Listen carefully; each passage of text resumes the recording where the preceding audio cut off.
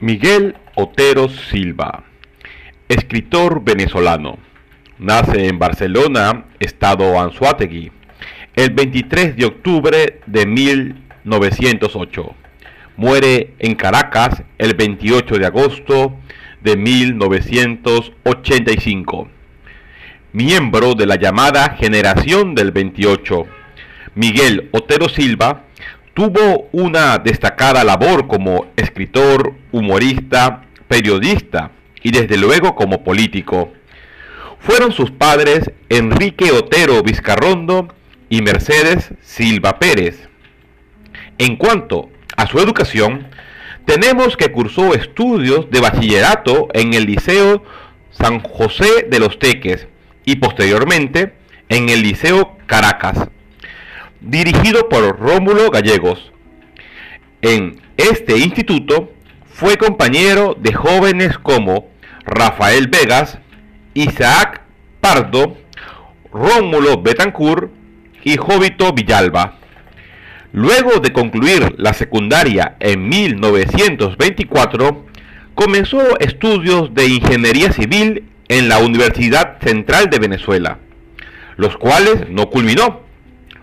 En 1925 publica en la revista Élite su primer poema titulado Estampa, influenciado por los modernistas Rubén Darío y Amado Nervo. Asimismo, durante este tiempo aflorará otra inquietud en él, el humorismo, motivo por el cual comenzará con el seudónimo de Mioxi a escribir en el periódico Fantoches y en la revista Caricaturas.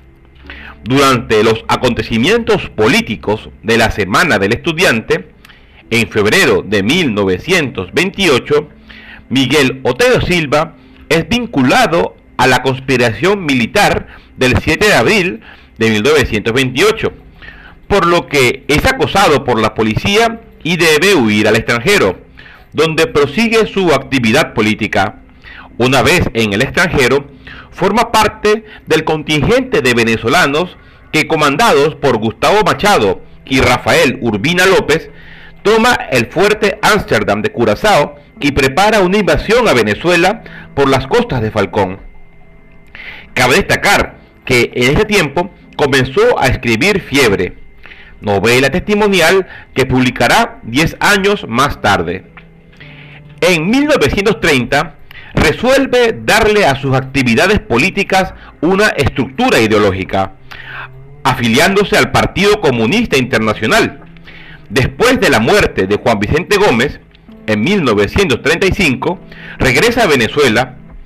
A partir de este momento, gracias a que Eleazar López Contreras permitió cierta libertad de prensa, Miguel Otero Silva escribe en el diario Ahora versos humorísticos, con cierto contenido político, titulados Sinfonías Tontas, los cuales firma con el seudónimo de Mickey. En marzo de 1937 es expulsado del país bajo la acusación de comunista, viajando a México, donde publica su primer poemario, Agua y Cauce, y luego a Estados Unidos, Cuba y Colombia.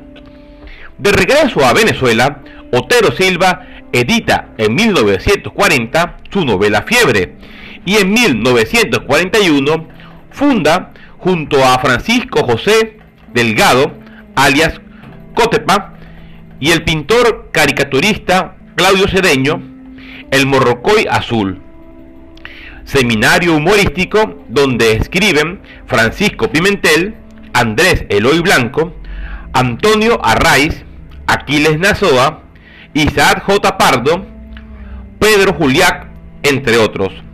Ese mismo año crea también el seminario de izquierda, Aquí está. En 1943, en plena guerra mundial, su padre, Enrique Otero Vizcarrondo, quien había viajado a Estados Unidos para adquirir una imprenta para el Morrocoy Azul, decide aprovechar la oportunidad para fundar un diario. De allí surge El Nacional, cuyo primer jefe de redacción fue el propio Miguel Otero Silva, y director el poeta Antonio Arraiz. En 1949, Otero Silva se gradúa de periodista en la Universidad Central de Venezuela y preside la Asociación Venezolana de Periodistas. En 1951 se separa del Partido Comunista de Venezuela, expresando que no estaba hecho para las disciplinas de partidos. Una vez alejado de la práctica política, vive una época de creación literaria. Marcha a Guárico y luego de investigar durante un año cómo floreció y cómo, debido a las fiebres palúdicas, se derrumbó la población de Ortiz, escribe Casas Muertas, novela con la cual gana el Premio Nacional de Literatura en 1956 y el Premio de Novela Arístides Rojas, expresado en los últimos días del gobierno de Marcos Pérez Jiménez. Al ser derrocado, en 1958, es electo senador por el estado Aragua en diciembre de 1958, año en que aparece su elegía coral a Andrés Eloy Blanco, y en el que además obtiene, por otro lado, el Premio Nacional del Periodismo. Siendo director del diario El Nacional, recibió presiones por parte del gobierno de Rómulo Betancourt debido a sus posiciones políticas, motivo por el cual se separó de la redacción del periódico, no volviendo a intervenir en la redacción del mismo, salvo en contados casos, como números especiales, etc. Como senador, promueve la creación del Instituto Nacional de Cultura y Bellas Artes. En 1961, de regreso a la narrativa, publica Oficina número 1, novela que relata el acontecer petrolero que se desarrolla en el Tigre, estado Anzoátegui.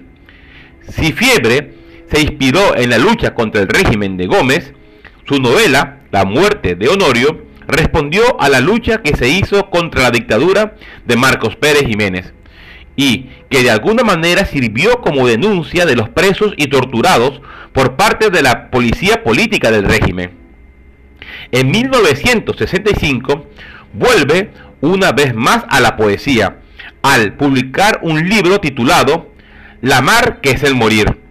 Ese mismo año publica Las Celestiales, texto humorístico firmado con el seudónimo de Iñaki de Errandonea.